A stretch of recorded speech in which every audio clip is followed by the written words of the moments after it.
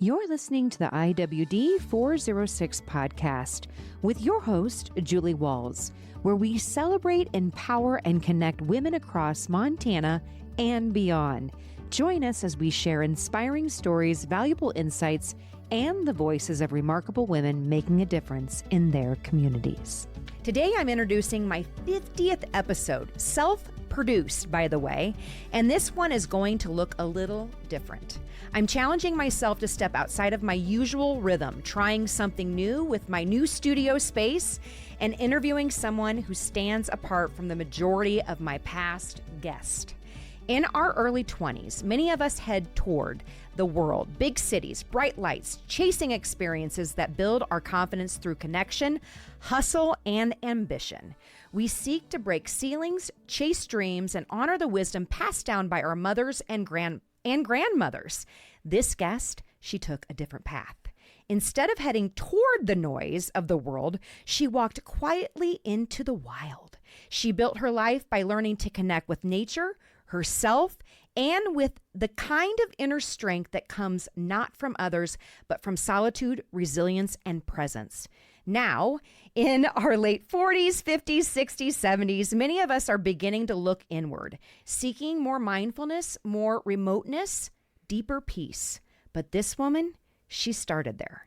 She's created her own life manual, not by following others, but by forging her own way. This episode is special, not just because it's number 50, but because it reflects a mirror back to me. As I stand closer to 50 myself, it's a celebration of growth, of wisdom, and grit. It's a chance for you to meet Dr. Diane K. Boyd through her memoir, her story, and her soul. Welcome to this powerful episode on the IWD406 Podcast. Today on the podcast, we have Dr. Diane K. Boyd, author of A Woman Among Wolves, My Journey Through 40 Years of Wolf Recovery. Dr. Diane Boyd has 4 decades of applied expertise on behavior, conservation, and management of wild wolf populations.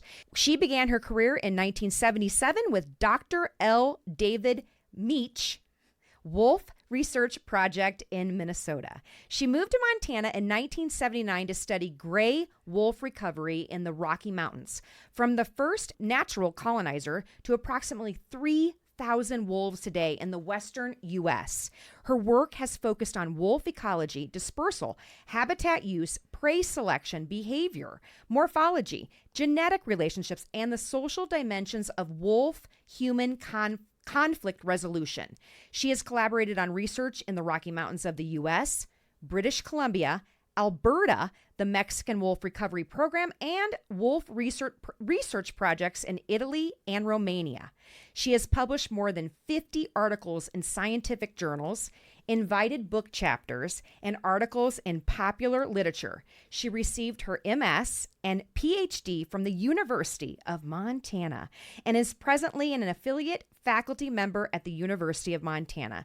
Diane recently retired from Montana Fish, Wildlife, and Parks as the Region 1 Wolf and Carnivore Specialist, but she is continuing her wolf conservation efforts on a broader scale through teaching and writing. Her debut memoir, A Woman Among Wolves, My 40-Year Journey Through Wolf Recovery, was released on September 10th, 2024. We're going to learn about her story, dive into her memoir, and get to know Dr. Diane K. Boyd. All right, welcome to the podcast. Thanks, Julie. I'm really honored to be here. This will be a blast. Thank you. This is totally going to be a blast. And you know why? Because you're remarkable and legendary, and I feel like I'm sitting in front of a true historical person. Oh, I'm not that old. No, you're not that old, but you definitely have made history here in Montana, and I'm just in awe of you.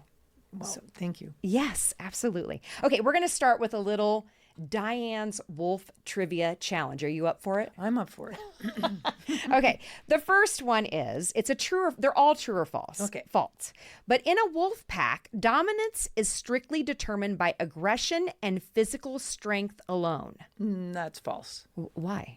There's nuances Okay. in amongst wolves, just like there are in amongst people. Okay. And Some leaders of wolf packs are more benevolent leaders, and some are more aggressive leaders.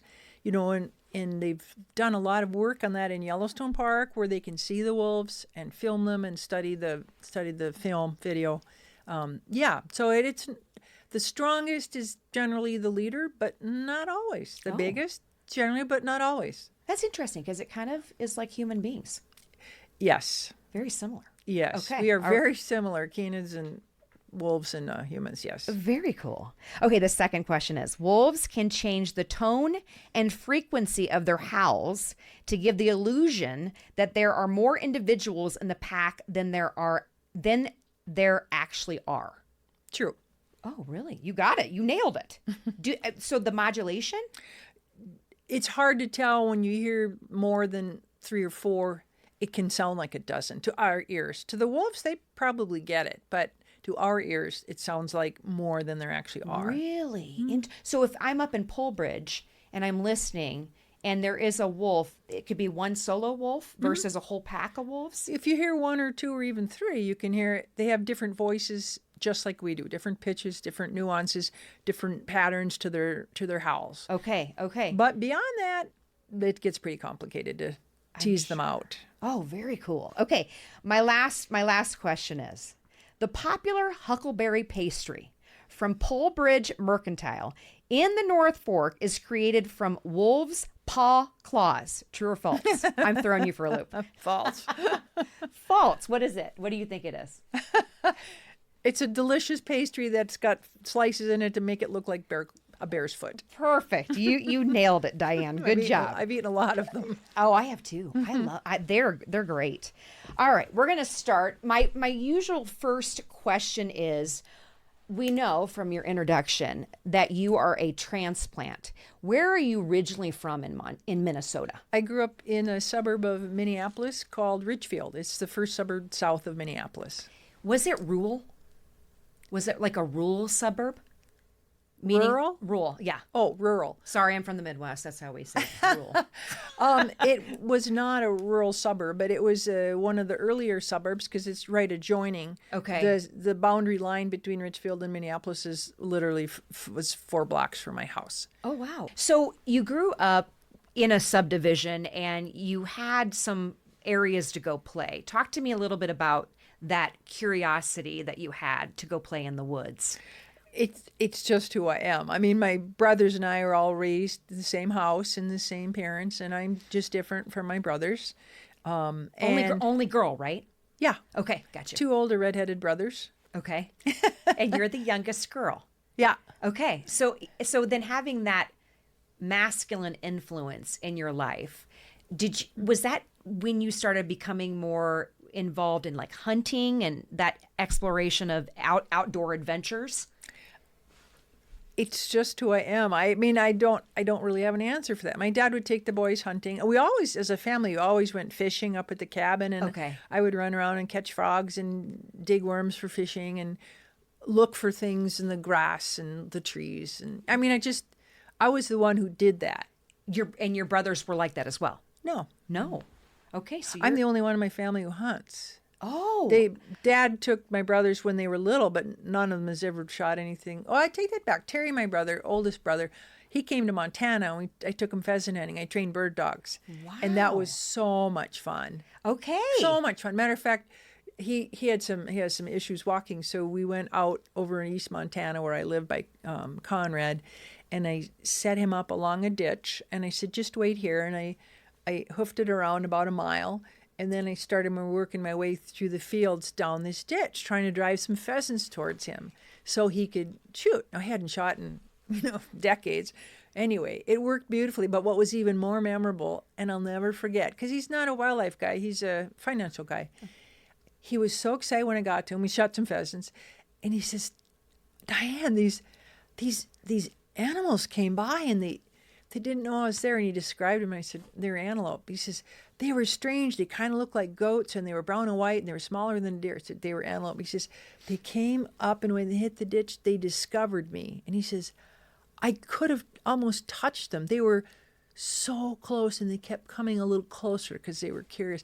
He remembered that. He was so excited. He called his wife to tell her about that. More excited about that than the pheasants. Yeah. Very cool. I love that. It was little beautiful. Detail. It was beautiful. That is beautiful. Yeah. Was your dad a hunter though? He was a pheasant hunter. I'm was the a only one in my family who's ever hunted mammals. Oh, gotcha. But when you were growing up though, when you guys went fishing, were you ever invited with your dad to go pheasant hunting? No. No. Okay. I was pretty little. I'm younger than my two older brothers. Your dad was in his mid-40s when he had He was you, 45 when I was born. Yeah. Okay. Wow.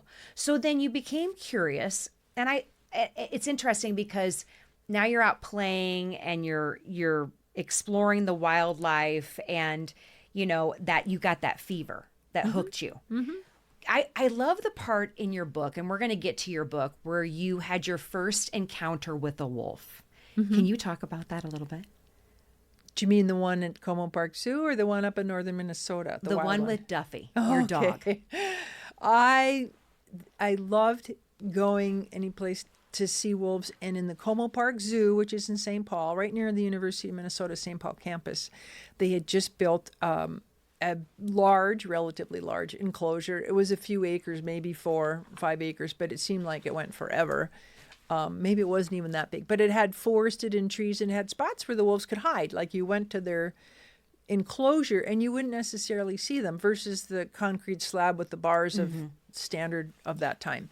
So I was fascinated, and I went, well, I would watch them. And one day I brought my dog. It was eventually my parents' dog. I was just out of high school, and I brought the dog to come with me to see the wolves. And the enclosure at the Wolf Woods only had a single chain link fence around it. It was not double. There was no safety. Yeah. And we went up to look at the wolves, and they were, 3 feet away on the other side of the chain link fence. We called it a cyclone fence back then. But anyway, and little Duffy was very small, and he went over, and the wolf's noses came to the fence, and his nose came to the fence, and he walked over, and then he raised his hind leg and cocked his leg on the fence because he's a male dog, and he was urinating. Yeah. Right where the wolf's faces were. And his foot was smaller in size than the diamond of the chain link fence, and his little toes got right inside of one of those openings, and the wolf grabbed his foot and yanked his leg through and pulled his leg through as high up to the thigh as they could pull it through, and they were tearing his leg off. Wow. It was just instantaneous. It was so fast. What did you do? I yelled, and I grabbed my little dog, and I held him, and I was holding onto his leg and trying to tug it away from the wolves. And of course, that was the most fun that they had ever had since they got put in the fence for them, right? Yeah. And the other wolves came over too, and they were tearing at him. And I was yelling, and some guys in the parking lot, a couple of guys, saw what was going on, and they ran over and jumped against the fence, which was, it rebounded. And when they hit the cyclone fence, the wolves backed away for just a second, and I pulled my dog's leg, what was left of it, through the fence. Wow. And I held him. So thank God for those two guys. Yeah. They just ran over heroes. Wow. So anyway. So was that your first encounter with the wolf? With the wolf. Yeah. Yeah. I thought that was a really cool story you told in the book. Well, and it kind of opened my eyes up. It's like, yeah, they're beautiful, but they're wild animals. Anyway, to make a long story short, I rushed the dog to the veterinary hospital, teaching hospital, right there on campus, where I eventually was a pre-vet med student. And they managed to save his leg. It was very damaged, but it was broken, multiple fractures and hundreds of stitches. So they saved his leg. And I still have scars all over the back of my hands from all the bites I got. No way. Oh, yeah. Look at all the holes. You see all the holes? Yeah. Wow. That's from the dog biting out of fear. I mean, he was out of his mind. Yeah. Biting out of pain. Wow. So I knew that when you were recalling that had to have been such a big moment. Very traumatic. And I didn't even realize that I was cut. Yeah. Because I was covered in blood from the dog. Wow. So anyway, was that the moment where you're like, I got to learn more about this? No, I was just trying to appease my parents for being stupid.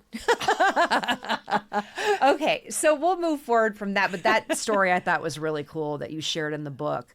And then, so when you were going into high school, were you considering, I want to work somehow in the wildlife arena? Was that something you wanted to do? I didn't know that there was such a thing as wildlife biology. I wanted to be working with animals, so I thought I would be a veterinarian. I didn't I didn't know there was this amazing field out there of wildlife biology until I got to the university, and they had a whole program, wildlife management, which I eventually switched my majors and enrolled in that, and had some wonderful faculty members who were fabulous teachers and great humans and good mentors. And I realized that was my calling. That was your calling. Yeah, that was what I needed to do. And you went to which college? University of Minnesota. Minnesota. St. Paul campus, most of it. I had some Minneapolis campus too. But so then at that point, you knew that was your calling, but in what areas did you want to explore?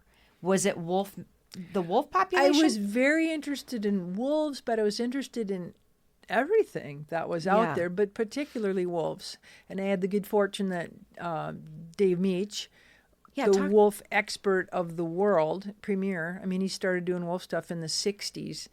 By the way, he's still working full-time, and he's in his mid-80s. Wow. He loves what he does. He's amazing. Yeah, he hasn't lost a brain cell. He's constantly writing and publishing. He's really impressive and a dear friend. But his office was on the campus there at the St. Paul campus. Okay. So I was just this young, starry-eyed freshman, and I stopped by and keep bugging him, basically. It's like, wow, I really love wolves. Just really naive. I'd really like to learn more. And I just kept touching base. And eventually, from so much bothering, eventually realized that I was serious. Yeah. I had grit, and I wasn't going to go away. So then he invited me to become involved with some of the captive wolf research just outside of the Twin Cities. Okay. And I did that for, many, many months, maybe close to a year.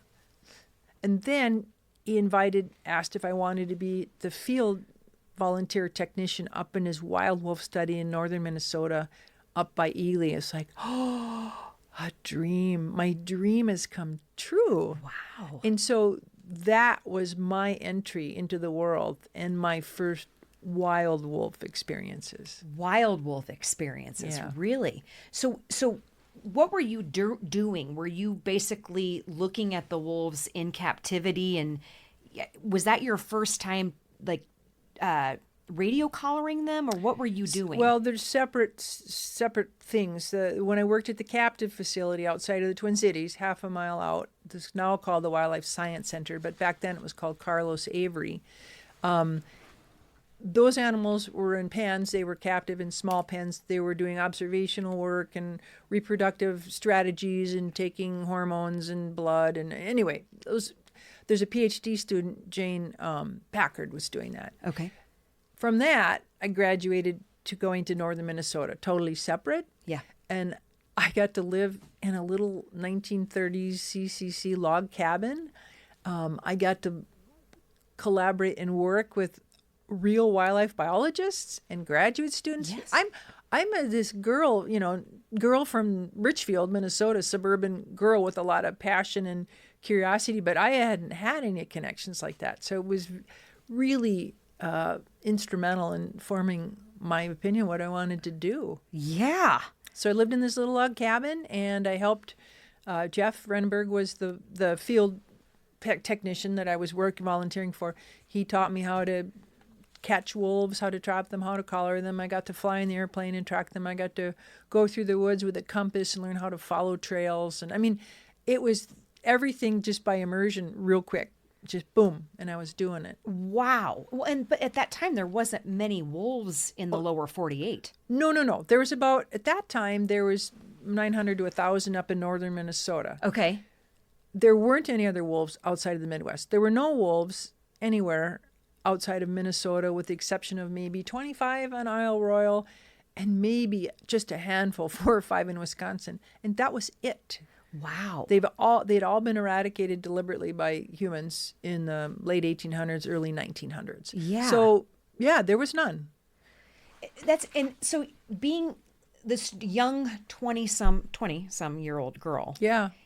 Probably not a lot of 22. women in research in that field, right? You Right. said there was only one other woman that you're recalling. Jane was doing her PhD study on captive wolves. On captive wolves. Right.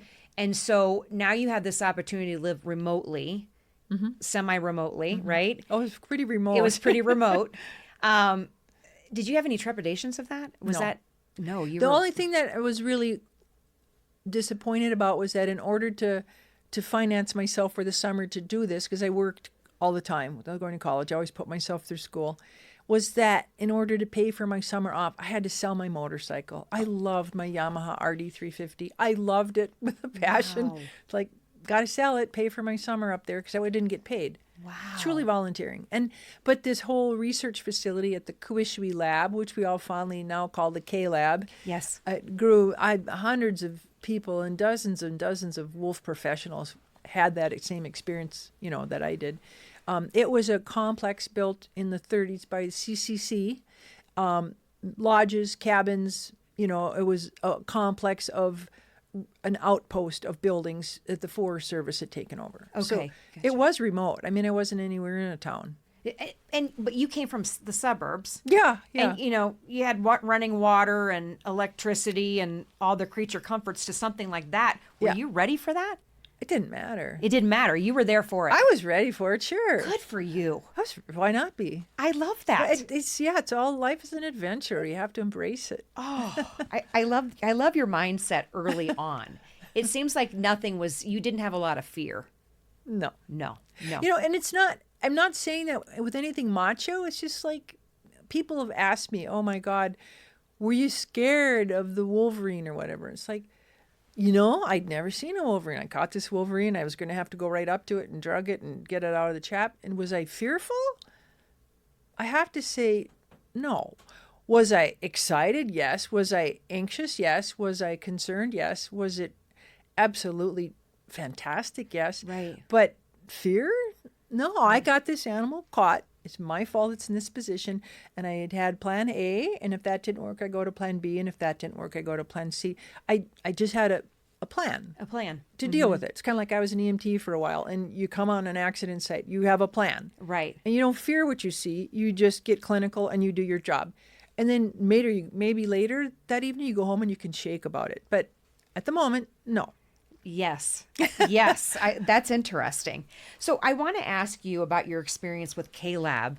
And that is when you first learn how to track, right? Because you're Yes. looking for wild wolves. Yes. That tracking piece, somebody had to have taught you how to do that. Yeah, Jeff.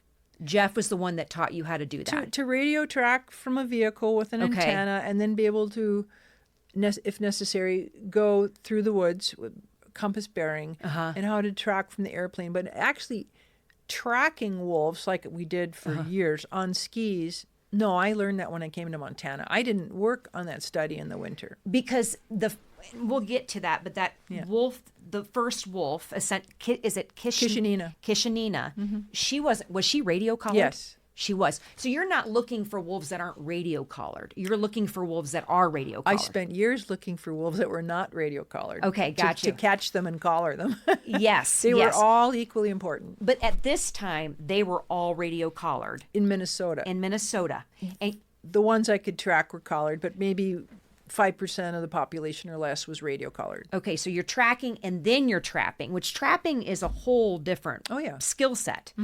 Who taught you how to trap?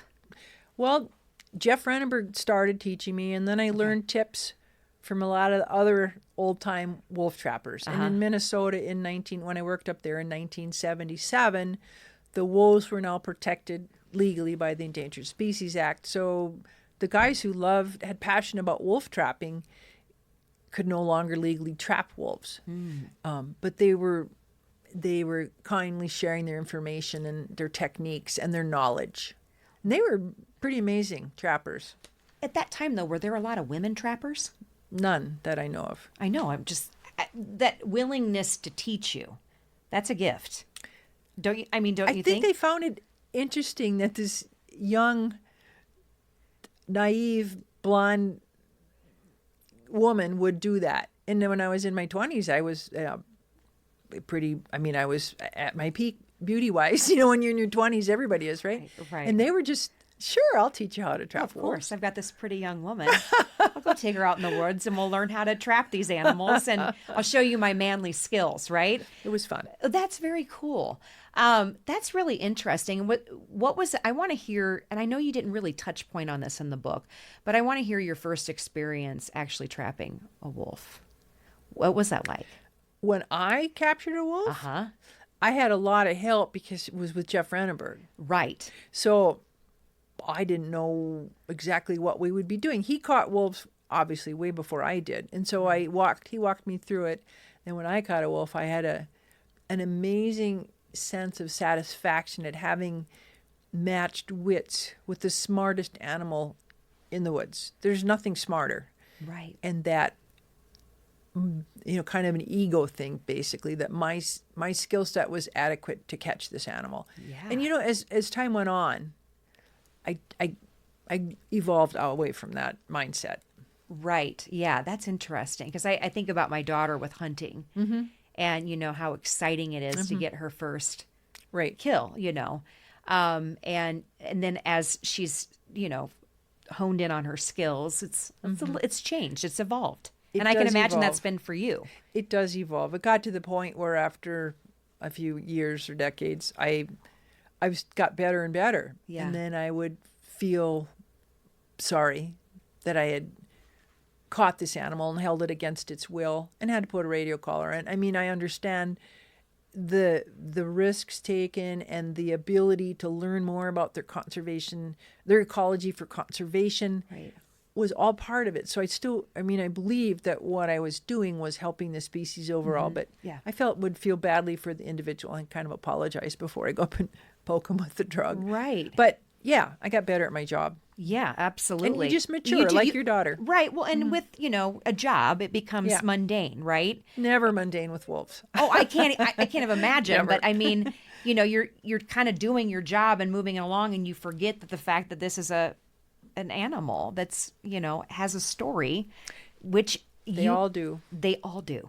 I love that about your book. But I want to sidestep a little bit. So what I thought was interesting is that you intentionally made it a point that you worked at Lake Itasca.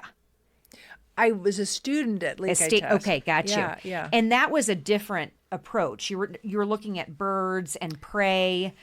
Was that helping you as far as widen your perspective on the predator-prey aspect? So the Lake Itasca season was classes of the university. They had a field station up by Lake Itasca State Park, which is the headwaters of the Mississippi. Much like our field university station at the Yellow Bay Biological Station. You take your training at campus and you go up to the field station. And we were up there for, a month or two, probably two. And it's a remote place and it's beautiful. I wasn't there studying wolves. I was there to learn about ornithology, mammalogy, herpetology, catching mice and voles, and lake ecology. It was everything mixed together. It was like mini master's degrees in 10 different subjects all at once. And it was so wonderful. You're there with your cohorts of students. Yeah.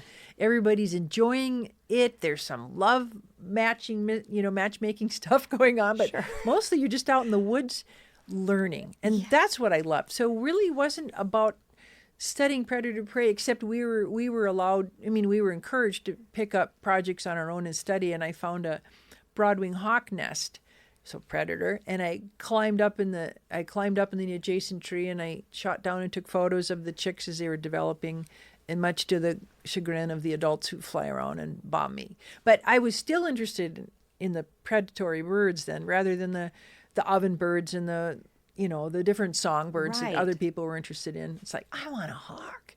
yeah, they're cool. They're very cool. But what I think is interesting is that you went from a big predator animal to this ecosystem that I did less, and I would think it's a shift of the way you're thinking. Well, the Itasca year was before. Was it before? Like maybe the year before. Okay, got you. And after I took a job the year after my summer up at Coishui, working for the U.S. Fish and Wildlife Service in Prince William Sound, studying marine mammals and birds and orcas and Arctic terns and sea otters. I had the whole environment of all the wildlife in Prince William Sound, Alaska, which is so remote. That was the first time I'd ever been that far from any other people. And that exposed me to a whole other ecosystem. But I ended up going back to wolves. Wow. Yeah, and living in little tents for 4 months on an island full of brown bears, Kodiak bears. And it was really amazing. And I was in a camp with one other woman, who were very good friends.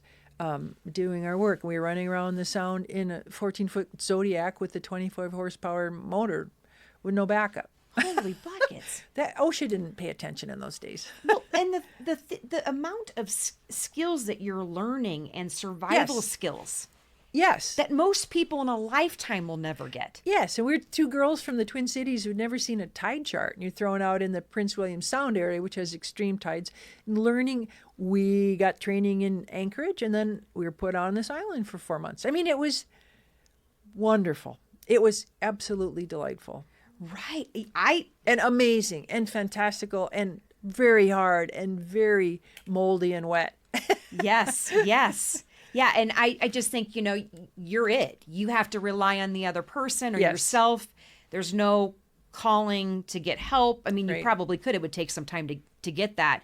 But it's just interesting as a woman, I often lean hard on my husband and think, oh, he'll get it figured out, But you didn't have any of that, which I think is you're building this confidence level, this resilience that not a lot of people get to experience or get thrown in those situations to be able to acquire that. True, but I also wouldn't have chosen my field of interest if I wasn't already different from the majority of other people. I mean, that's right. I have to say that. I moved out home when I was 18. I've been independent. It's just who I am. Right. And I choose things that are really challenging because I love challenges. I love critical thinking. I like to problem solve. I like to test myself a lot. Yeah. I don't know why that is, but that's just who I am. I think it's wonderful. I mean, that's why I'm so honored to chat with you. And then I want to say you switched. When did you shift to North Home? I did North Home the summer of 79, just before coming to Montana. Yeah, and that was a really important turning point in my career. At that point, after spending a summer up in North Home, which is kind of north central Minnesota, working for the Fish and Wildlife Service as their wolf, basically depredation control trapper and research person, and I was having to investigate cattle and sheep allegedly killed by wolves with the local game warden. And if wolves did kill the livestock, my job was to trap and remove those wolves. And when I say remove, I took them to a facility where they were euthanized. And that kind of went against all of my previous experience because I love wolves and I wanted to help them. And all of a sudden I had to wrestle with, well, this is actually going to help them because by removing the one or two wolves that killed that cow or sheep, that meant the other wolves in the pack could remain and the other wolves in the area could remain. And that was the mindset I took, that to take an individual or two away would help promote the survivorship of the remaining wolves and solve a problem. So that was my mindset. And then when there weren't problems, then I would be research trapping and collaring wolves in the woods for Steve Fritz, who was doing his PhD and postdoc work. Right. So it was a really important growth time for me. It just totally opened my eyes to all the things, the real life world of living with wolves in the landscape, other than university and research. And it was just the other world that I hadn't experienced. Right. And I'm sure there's always been conflict. Oh, yeah. Right. Even before your time. Yes. But you were in it. Oh, yeah. And as a young woman, how did you deal with that emotional intensity coming at you? Well, I don't know if I should give away some parts of the book or not. I know. So I don't know where you want me to go. But the North Home story was one of my favorite chapters to write. Yeah. I could tell. So I don't know if you want me to go there or not. But I lived alone. I was in a cabin that some supporters of Dave Meach's wolf research owned. I was out of town by myself. It was very rustic. Yeah. It was beautiful. I had a very large dog with me. And I did my work. And I tried to stay a little bit isolated from the town community because I didn't know about the town. And you gotta remember, I'm pretty young. Right. And this is a really contentious, controversial position. And they expect them to show up some beaver slinging old hairy trapper to come up and help save them. And here comes this blonde, starry-eyed, waist-length hair girl from the Twin Cities to help save them from the wolves. So it was just an interesting mix. And eventually I got accepted when I started catching wolves and working with the game warden. And pretty soon I'd stop in town and I made some friends. And we all learned how to dance with each other. Yeah. With some respect. Yes. So that's all I can say about it. But people will enjoy the chapter. And I had to use humor a lot. Yes, I can tell. I can tell. But I want to say, did you have anybody to lean on? Because I'm assuming during that process, a lot to digest. Mm-hmm. Did you kind of internalize that yourself and put it into buckets? Or did you have somebody, a mentor at that time, to talk to about dealing with those frustrations? Got to put your mindset of 1979, northern Minnesota, community of 300 farmers. It'd be like ranchers here in the West, very conservative. And I didn't have anybody there. And my boss, who we're still really good friends and colleagues, I didn't want to go to him with problems because then he thought, well, gee, maybe I shouldn't have hired a girl for the job. I mean, I could see that mindset. Mm-hmm. So I didn't say anything. And I just had to figure out how to get through this. And I learned how to listen better. And I also learned how to use a sense of humor to help resolve a real contentious point in time. Yeah. And people like that. Everybody likes to feel relaxed and comforted and laugh and smile together. Right. It's just an instant icebreaker, even if you don't speak the same language somehow. Right. Right. Yeah. So that's how I did it. And when I started catching wolves, the guy who runs the local column, we kind of befriended me. So that was huge. Yeah, it was huge, and you had to prove yourself. I absolutely had to prove myself. And it's interesting and I'm not going to give it away, from that huge chapter to the evolution towards the end. Towards Trout Creek. Yes. Mm-hmm. And readers are going to love the way it unfolds. It's a very different woman sitting in the Trout Creek meeting than it was 40 years earlier in North Home. Well, and, we often put ourselves in a little bit of a box in our 20s. Mm-hmm. And as women, we just kind of have to shut up and do it kind of thing. Yeah. And I saw that because you just kind of have to prove yourself. Mm-hmm. And I think most people do, men and women. They have to prove themselves. I went through a lot of my life having to prove myself. I don't have to do that anymore. No, I know. I noticed that. And that's what I love. I love about your book. It's pretty phenomenal. And also, I'm very candid. I'm very honest. Mm-hmm. And sometimes that gets me in trouble because I'm very direct. And that's just who I am. What you see is what you get. Yeah. Good. And that is a bit of a threat to some people. Yeah. But I'm very open and honest about stuff. Yeah. Transparency is hard for some people. Yeah. And that authenticity, for other people that don't really connect with their authenticity, it's a difficult thing to be around. So I totally understand that. So I want to transition into having that experience to now you're heading to Montana. Mm-hmm. Had you ever pictured yourself being out west in Montana? I came through on a spring break from university classes. I drove out through Montana. I think it was 1974 in March. Okay. Never been west. Never been beyond the Dakotas. And I'm a person I ended up working with on Hinchinbrook Island in Prince William Sound. We took a road trip, and we were going to go hike in the Olympic National Park in March. Now, I don't know if you've been there or not, but, we come out of deep winter in Minnesota, and we drive to this park, and down low, the trees are, 15 feet across, and it's all lichens and mosses. And we picked this trail, and you go up. Well, it's mountains. And as soon as we go up, about day 3, we were hiking and post-holing through thigh-deep snow. Yeah. This isn't going to work. But on our way to do that, we went through Montana. And I fell in love, and I stopped at the University of Montana campus. And I didn't know at that point it would be my future. Yeah. I just remember being really impressed with the buildings, the ambiance, the location, the mountains, the big skies. And anyway, it ended up becoming my future. That's from North Home. You went into that, and you went into the university. I moved here in 79 to pursue my master's. I had funding for the research. And then, so you were on campus during that time. You hadn't been remote at that point. Well, I lived remotely in northern Minnesota and in Alaska, and in Montana. No. So you were on the campus in 79. In 79, And then when did you go remote in Montana? September of 79. September of 79. I started right away. I alternated. Classes then were on a quarterly basis Gotcha. rather than semester. Okay. And I would alternate semester quarters in the field with quarters on campus Okay, got you. for the duration of my master's. Okay. So basically it was right away. And And so you were in Missoula, and then Yes. and then when did you start working up in the North Fork? Well, I went in the North Fork right away. Right away. To meet Okay. Ursula Matson and Mike Fairchild and the wolf people and the grizzly bear crew and all that right away.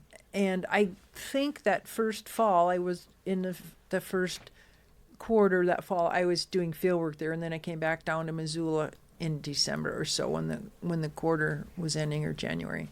Yeah. And so so right this- away, I went just driving from Minnesota with everything I own in my entire life in a small vehicle, driving up the North Fork Road, which was, I'd never driven a road like that. It was Yeah. just dirt and 60 miles of gravel and potholes. And What were you feeling at that time? Was it something where you'd already done a lot of remote Yeah. things. Was there anything that came up where like, wow, this is a whole different experience? of course, yes. Of course, your mindset is already curiosity. I got this. I'm going to face any Excited. challenge. Yeah. But there is nobody. Well, there are people along the road, but Not a lot. not a lot. And probably during that time, even less than Yeah. what there is now. Yeah. And so talk to me a little bit about that little cabin experience that you came in and you were in Moose City, correct? Well, the first year or so, the grizzly bear research team, managed by Chuck Jonkel's Border Grizzly Project, and the Wolf Ecology Project, managed by Bob Ream, we were all sharing a cabin right at the border across the dirt road from the customs station. Just little old, ancient old cabins with shake roofs with lichens growing on. I mean, the customs station wasn't what you think of now with a customs station. It wasn't until about a year and a half, maybe even 2 years, probably a year and a half, that I moved to Moose City. Okay. So initially I was with several people in a small cabin, and then I moved to Moose City. Okay, wow. Yeah. And so then at that point, there wasn't many wolves in the area. Right. And we'll have to clarify for your listeners that Moose City is not a city. It's an old homestead. It's a collection of little cabins. It's not a city. It was a cute name for a homestead. Yeah, and I was trying to figure out on the map where it's actually It's located. right at the border. It's right at the border. It's up there.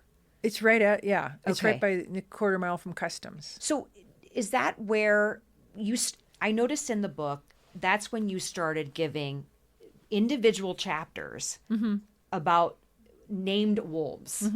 And Kishnina, am I saying that correctly? Correctly? She was a radio collared wolf that was your first experience. Yes, and she was caught and radio collared about 6 months before I arrived. Okay. So she was already on the air, so to speak. And what was that like learning her story? Because you had already had all these wolves further east. And then now you have this one lone wolf that you're tracking. And what was that experience like? So my job was to learn her story. Yeah. And also to catch all the other wolves in the area if I could, to see if they would start a pack or not. Yeah. But she was the only one for a while, and I trapped a lot trying to catch other wolves. I didn't have any luck because there weren't other wolves there until a black male showed up, and they became a mated pair in late in 81, and they had a litter in 82, and then the rest is history, as they say. But I and the other volunteers on the project were following her with radio tracking gear, skiing on her tracks in the snow, and just learning how a wolf lives, what they eat, where they travel, what they do when they encounter different situations, other predators, crossing rivers. Yeah. Her story was pretty remarkable, and I don't want to give it away. But it seems to me, and I'm just going to give you my thoughts, is that it had a lot of parallels to your life. That's been pointed out to me. Yes. Yeah. I'm glad you picked up on that. Yeah. And just how long did she live for? We don't know because her radio collar quit transmitting. Right. We don't know. But she was up in the Canadian area. She was just north of Glacier Park. I think Joe caught her 8 or 10 miles north of Glacier Park, northwest. And she tiptoed down into Montana some, but most of her home range was in British Columbia. Okay. And then her radio collar only lasted about 1.5 years, but we continue to see tracks of a lone female wolf, and you can tell the female by the urination position. You look at how a female dog squats versus a male raising his leg. So we knew she was still there, despite the fact she didn't have a radio. And whenever we randomly would cut wolf tracks, we would follow, and it ended up being a lone female. So we presumed it was her. Okay, so what I was interested in. So now she's coming down into the area, and there had really never been other wolves in that area. Well, there had been, but not for a while. Not for a while. And then she ended up mating with another male wolf. I kind of was trying to figure out, did the male wolf follow her down into the area? And that's when they started the North Fork wolf pack? Is that how that worked? We don't know because he wasn't collared. We just know that when we would following her tracks in about November of 81, when there was snow, that there were 2 wolves, a male and a female. And then he was captured in June. So then we knew a radio collar, but he died in the capture process. I didn't catch him. Okay, got you. He was caught in a grizzly bear snare. Wow. Yeah. So then the Kishnina in June had 7 wolves to provision and catch food for and leave them alone without anybody to babysit them while she was off killing deer and whatever to feed them. So it was a pretty remarkable story. Yeah. And by the winter, we could see the tracks when they would spread out, and all of those pups made it, which is really remarkable. Really remarkable. So, and there had been wolves intermittently coming down from Canada off and on over the decades in the 40s, 50s, 60s, 70s, but they didn't stick. They didn't have packs that would survive and spread and recolonize other areas. So there had been individuals in that area, but they didn't survive. Yeah. And then, so I noticed too, you throughout your book, you dedicated these full chapters to these wolf stories. Yeah, a couple, 3 chapters, yeah. I mean, and Kishnina's one, Sage is another. And Phyllis. Oh, Phyllis's chapter we need to get into that one, but just moved me. I was emotional reading it. But why? Why did you dedicate? Obviously, you were passionate about, you spent many years, you were 3 years up there remote, right? 3 years without other people there, and then we finally got some funding, and then we could have volunteers support and vehicles and snowmobiles. So I was up there for 12 years altogether doing the wolf stuff, but 3 years of it was just me. It was just you, and when there was no funding. Yeah. And you were how old were you at that age? 82 to 85. I'd have been mid-20s, late 20s. Okay. So in your mid-20s, most people during that time frame are having babies, hanging out at the disco clubs. I never got to disco. You're up in the remote era. I know. And that's what blows my mind is that you were so driven and focused on your goal, right? And then no fear, living up there for 3 years straight. I mean, obviously that area is not that far. It's a little bit of a trek to get to Kalispell. But you were chopping your own wood, right? And you had no running water. Obviously no electricity. Nope. Did you ever think, I missing out on some things, or were you just so focused on what you were doing? No. The only thing I really missed maybe was hot showers in the winter. But other than that, no, life was really full. Yeah. Really full. Yeah. Very grateful for that. Yeah. I mean, I love some of the little storytelling that you did with the people that you interacted up there. I think it was Tom. Tom Reynolds. Holy buckets. Yeah. Amazing. I loved that part of the book. And, people are interesting when they live remote like that. I mean, there's a reason for that. Did you, I understand that this is the work that you do, but were you always the type of person that just wanted to be by yourself? When I was younger, I was very independent and probably a bit of a misanthrope. And when I went back to school, I took a huge hiatus. I went back to school to do my PhD when I was pushing 40.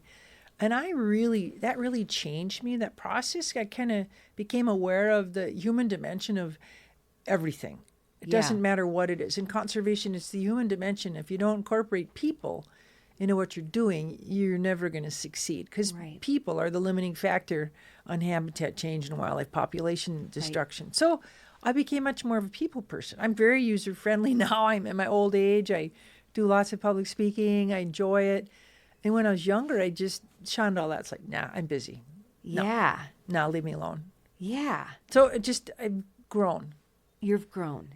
But like I said in the beginning too, when I did the introduction, most women in their 20s, 30s, they're going towards breaking the glass ceiling. Mm-hmm. And you're just a different type of person that looks at, okay, I'm going to go in the wild and I'm going to, conquer my fears, even if you don't have any fears, but I'm going to push the limits. And I just think your story is so remarkable in what you share. And then this development of you didn't really have a relationship with these wolves. These wolves that really didn't know you. No, we rarely saw them. But I felt these wolves were so personified throughout the book. It was like they were part of your family. Mm-hmm. Did you feel that way as you were writing They were my life. They were your life. Yeah, and you come to know individuals by tracking them and seeing what they do in the snow, by hearing them, by occasionally seeing them, by following their radio collars, by watching them form their own families and grow and have pups. You learn about them. And mostly you learn about how they die, because they don't have a very long lifespan. No. I liked how you kind of brought in some education elements and, woven them in and out throughout the book. Was that intentional? Oh, yeah. So when I wrote this book, I wanted to just open minds by addressing a general audience. This is not written for my colleagues. It's not written for academia, scientific. I've done lots of publishing in that kind of academic journals, peer-reviewed journals, chapters, books. This was to touch out to anybody walking through the grocery store that you see in the street, or somebody out hiking. They could pick that book up, and whether you like wolves or don't like wolves doesn't matter, because you could still take something home from that book and learn. And that's why I wove science through the stories, the anecdotes, the adventures in the beginning, getting more and more into how we're living with wolves on the landscape now. Sometimes it's not very well. And weave science through all of it. So when somebody gets done reading it, I just hope that they'll take a different viewpoint and maybe more tolerant if they didn't like wolves. Or maybe if they're passionate wolf huggers and proponents, maybe they'll see the other side. Yeah. That's not so good. I want people to be able to feel kind of in the middle, because that's where the wolves have to live. And I felt like that was your intention, because you seemingly have had the early on perspective from, the ranchers that you worked with in the beginning, and then how it unfolds to Trout Creek later on in life. But yet you've always kind of remained seeing all sides.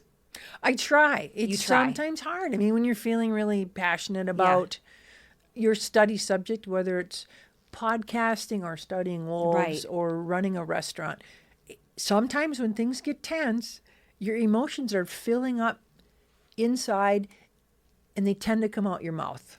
And that's where I have to stop, because I feel all that. People say, weren't you upset? It's like, well, sure, I was upset. But in order for me to carry on and move forward and get through this, or have a conversation with somebody who we have very different viewpoints, or have had a contentious something happen, you have to learn to listen and not express that toxic stuff that's happening. I did that when I was younger, and now I try to reach out with a little more compassion, try to understand what somebody else, their viewpoint, and whether I agree or not. A lot of people I've talked with about wolves, I'll never agree with what they feel, but if I can try and understand how they came to that thought process. Yeah. Yes. And that does not involve me becoming emotional and telling them that's just not right. I just don't do that. Right. And I think the way that you handled yourself at the Trout Creek event was telling. Yeah.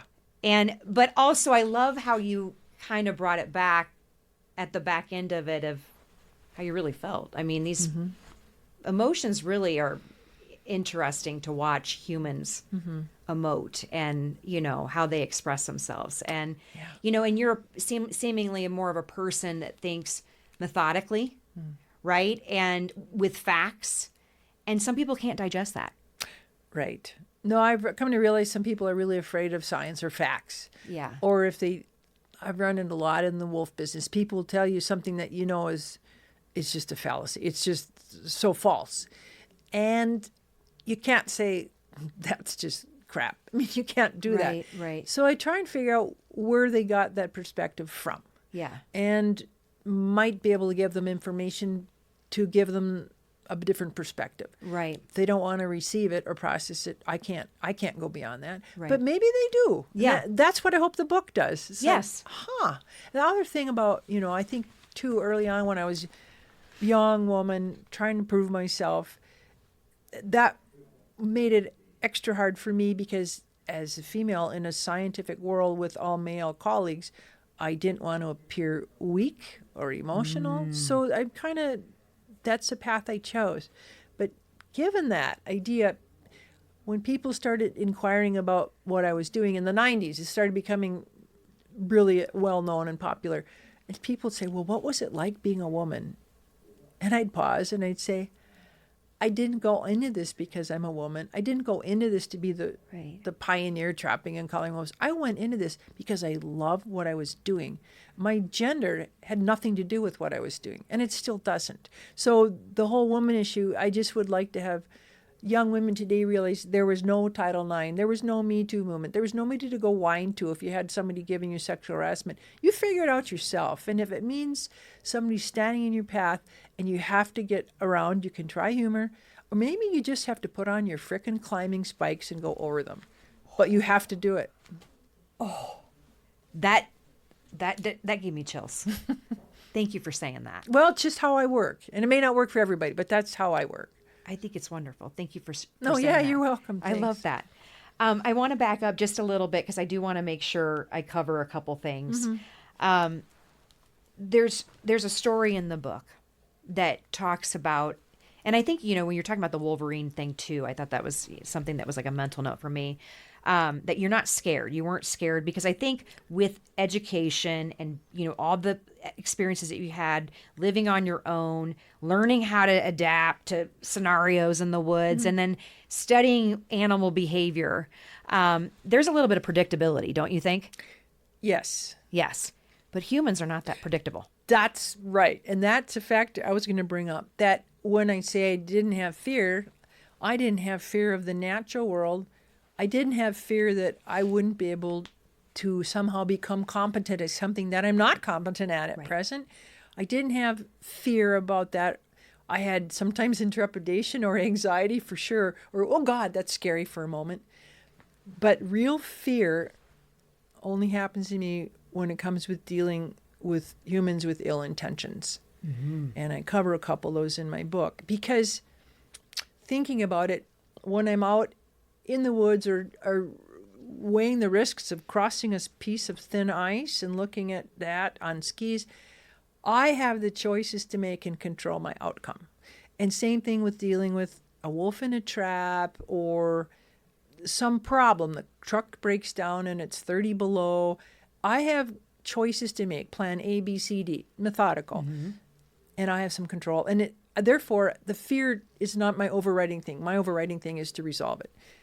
When humans have ill intentions and they come to you, you have no control over the outcome. That creates fear. That's scary to me. And that was where I am scared or fearful with people. Yes. It's different. It is different.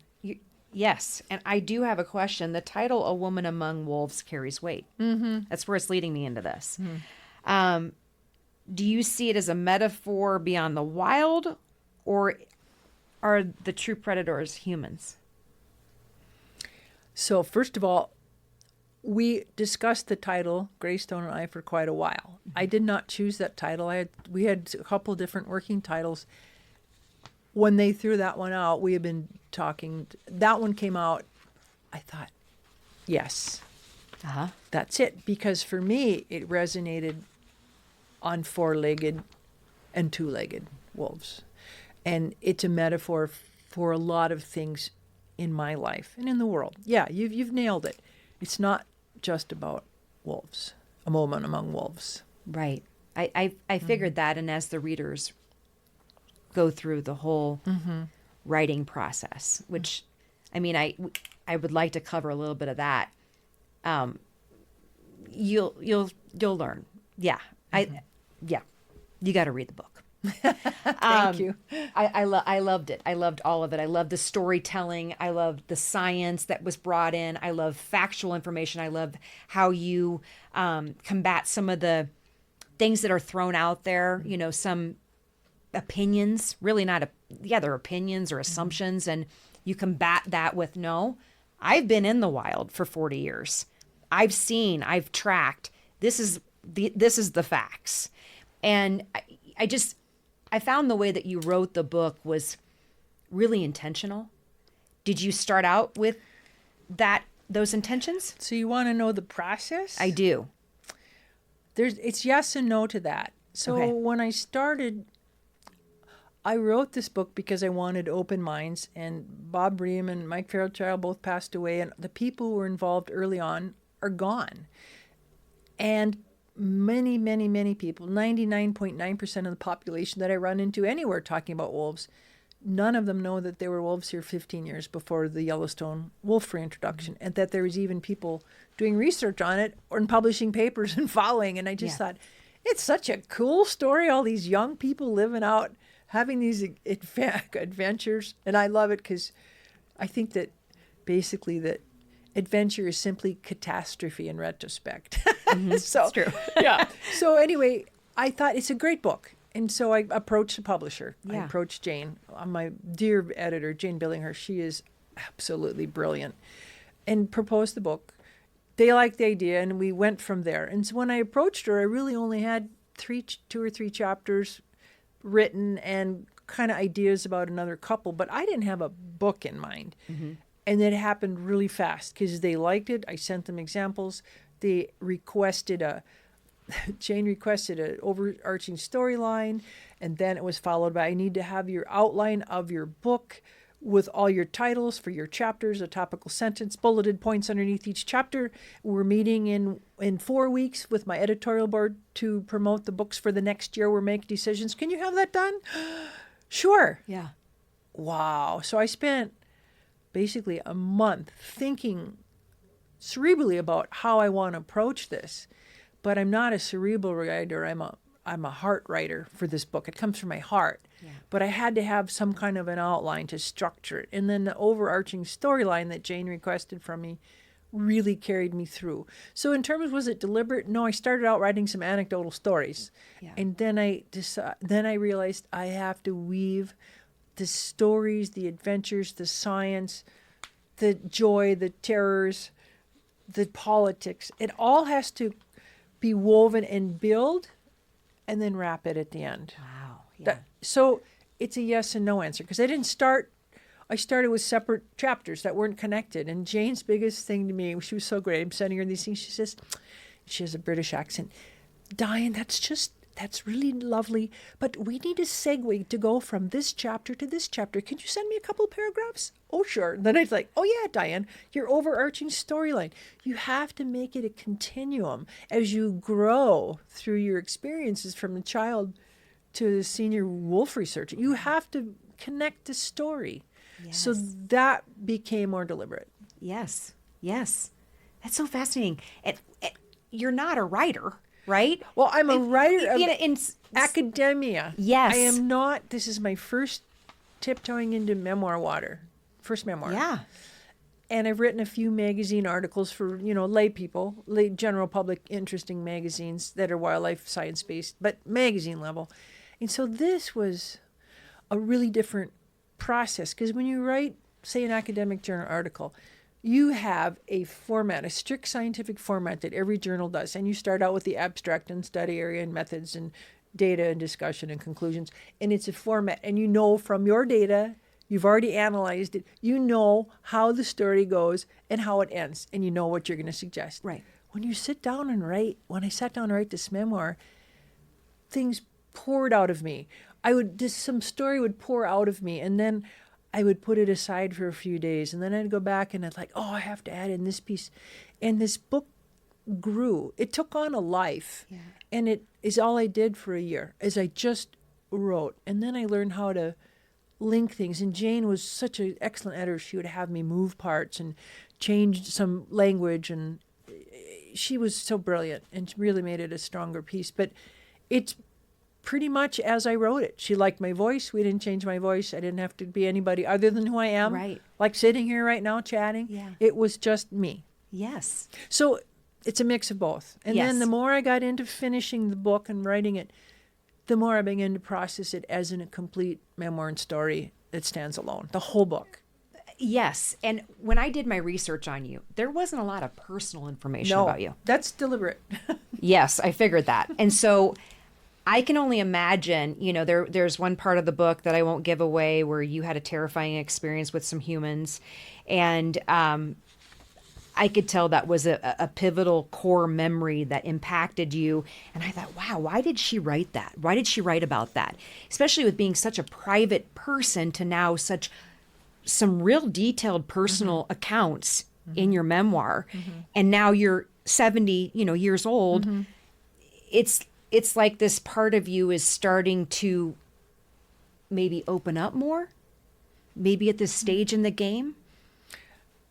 Not many people had heard that chapter. Right. Lager Justice is the name of the chapter. Hadn't heard that story, the terrifying night.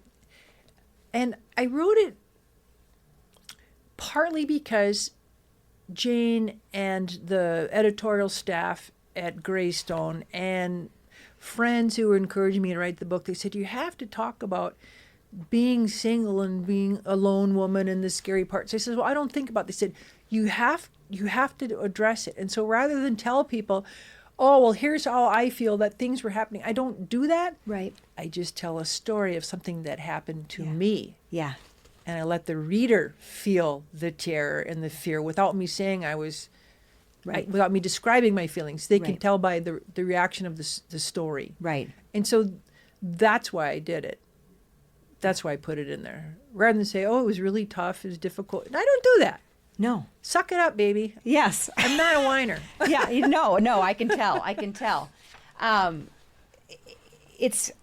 had something that came in my head, but then I lost it. But what I think is interesting is I'm sure you went through in such a quick year span. You could go through, it's like a big dump of therapy, right?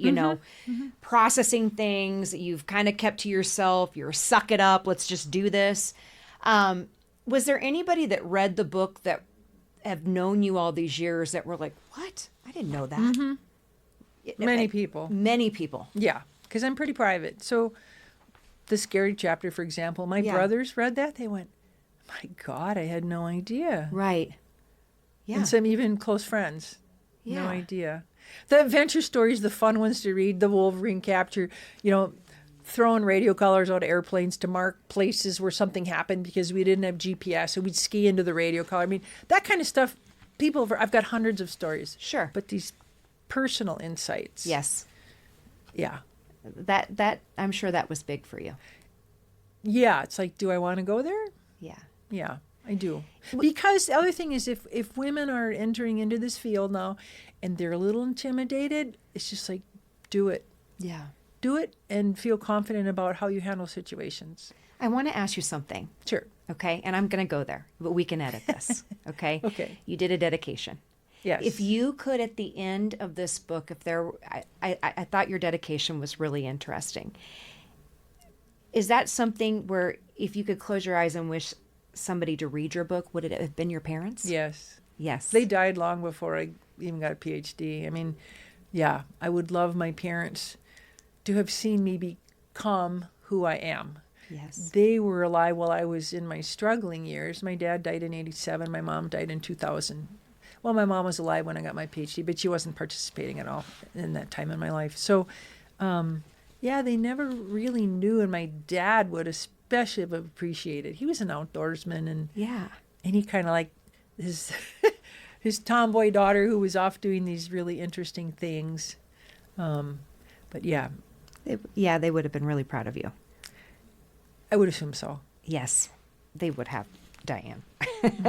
I want to say, I know you've already kind of answered my questions, but at the end of your book, and we kind of covered a lot of this, but, and I'm going to kind of wrap it up and then get to my last three questions. But you said we can live without wolves, but the world is a much richer place with wolves in it. Mm-hmm. And I don't think this battle is ever going to end. No. And again, at the end of the story, end of the last few chapters, you talk about all the different laws, and I don't want to go into it because it's a lot of it's too much over my head. Yep. And also the way that society and culturally has depicted wolves, but they're really, I mean, they're probably one of the toughest animals. Oh yeah. I mean, and with very little fighting ability. I mean, they just use their teeth. Their teeth. And, you know, is there a message that you'd want to give to people if they're reading your book and what you wish, you know, years down the road, what do you wish for the wolf population and wolves and humans to live to get together in harmony? I would like to see the day come when people view wolves as just another animal in our landscape. Yeah. They're not demons. They're not devils. They're a beautiful animal. It's part of we're privileged to have on our landscape here in the West and the Midwest. They will never live in Missouri or, you know, Iowa again. They're not going to be tolerated. There's no habitat for them. Right. You know, they can live anywhere, any place we tolerate them. They live everywhere from the tundra to the temperate forest to the Gaza Strip. I mean, they can live anywhere. They're right now presently in the Netherlands. Think about that. Yeah. The Netherlands. What are they eating? Yes. So I'm just saying they're tolerated there. They're protected. But those protections are now being reduced in Western Europe because they got a lot of wolves. But I would like people to just be able to think about a wolf as another animal in the woods and just drop all the pretenses on the I love wolves, they never do anything wrong, to the I hate wolves, they kill everything and they're dangerous. Just like we look at a moose or a fox. Yes. Yeah, that's what I would like to see. I love that. Okay, I'm down to my last three questions. Okay, I don't know what I forget, so. Oh, that's okay. I'll wing them at you. Okay. In 20, 30, or even 50 years, when people are writing or reading about you in the history books, what's the one thing you hope that they will say?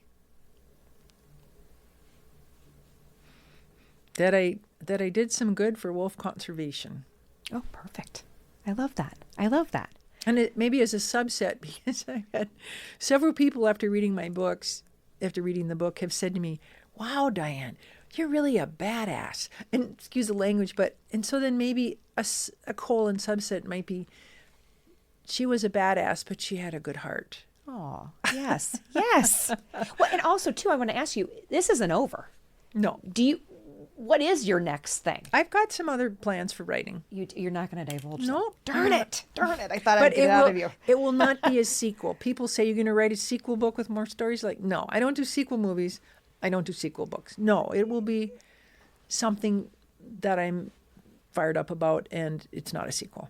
Oh, cool. I cannot wait to see what happens.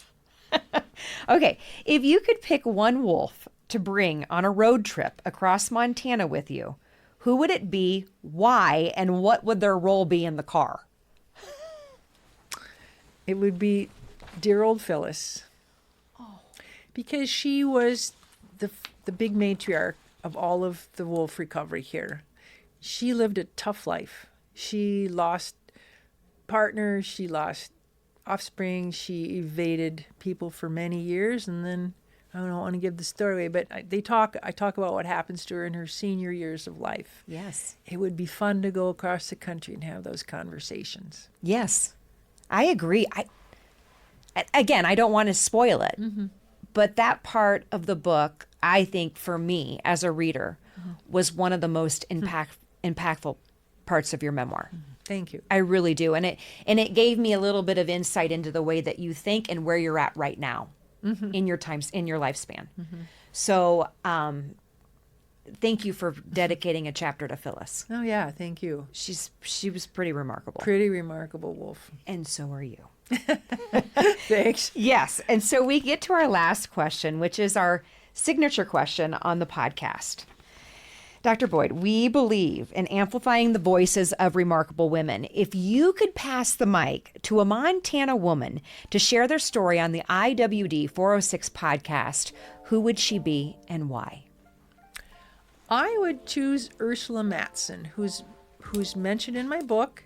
She was the first person I met on the Wolf Ecology Project up in the border in 1979 when I showed up with my truck and my dog and everything I own. She mentored me into that role for a very short time, like days, and she moved on, and I basically replaced her. Mike Fairchild and I co-ran things. And Ursula went on. She's an amazing powerhouse, bright, organized woman. She started the Glacier Institute here. It was her brainchild. She is an ecologist. She's a writer. Her husband was a ranger in the park. They lived in the Belly River for years remotely. They hiked. They bagged peaks. She's an amazing woman. She's battled cancer. She's just done all these things. In midlife, she decided, well, I think I'm going to become a physical therapist. So she went back to university and became a physical therapist with intensive training. And to this day, she's constantly coming up with new stuff. And we're still really good friends. I see her. We communicate at least once a month. We go skiing together. We share. We're both in February. So every February we go up to my cabin and we have birthday celebrations. She's just a person I admire so much. I am blown away. And I cannot wait to meet her. Yeah, and she's a hunter. She's very, we're politically aligned. We're ecologically aligned. She's just really interesting. We both read a lot. We have great discussions. What a great tribute that you just gave her. That's wonderful. Thanks. You asked. She's the one. Good. Thank you so much. And I'm looking forward to interviewing her. Yeah, I'll give you her contact info. Dr. Boyd, you are remarkable. And like I said, I told you this when we were doing the pre-chat. I felt like this was meant to be. Like, I don't know what it is. I'm going to get emotional again, but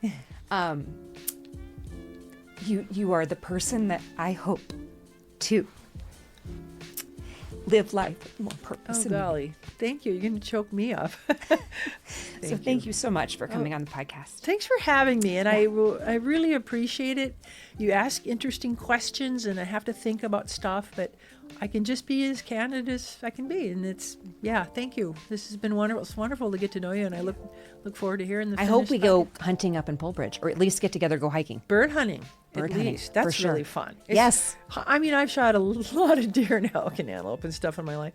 I'm kind of moved past that now. Yes. Now I just bird hunt. And it's so fun to go out with the dogs and hike in beautiful places. Bring a shotgun. We'll bird hunt. We're doing it. Okay. Thank you. A special thank you to our podcast guest. You can find all of her links in the description of this episode. If you like what you heard, please hit subscribe. You will be notified of future podcast guests. Follow us on our social media platforms and stay tuned for our next podcast chat with an amazing Montana woman.